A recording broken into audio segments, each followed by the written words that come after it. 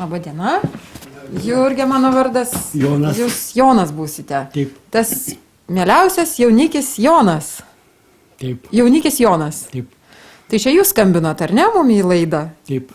Su tokiu labai subtiliu prašymu. Taip. Jonas yra taip karštas vyriškis, tiek karštas vyriškis, jog netgi šalčiausių metų nesišildo savo trobos. Ar taip supratau? Taip. Galima taip sakyti, ar ne? Taip. Jūs sutinkate. Su visom pagirom, ką sakysiu. Taip. Tros pusės, kuri jūs palaikytų. Taip. Reikia ne vienos moters, bet dviejų. Aš gerai supratau? Taip. Taip.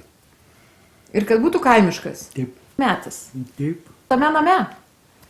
Taip. Bandomasis laikotarpis Taip. išsiskyrus. Taip. Pažiūrėsit, ar galit gyventi atskirai. Taip. Taip. Taip. Taip. Taip.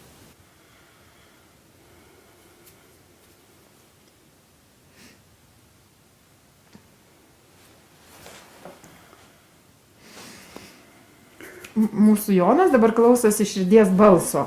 Ir mes kartu. Taip. Na ką, tai dar truputėlį papasakokit apie save. Na, galit pasakyti, aš esu Jonas. Iš ten. Man metų tiek ir tiek. Ir ieškau tokios ir tokios nuotakos. Aš esu Jonas. Iš Radviliškio rajono. Iš Papušinio kaimo.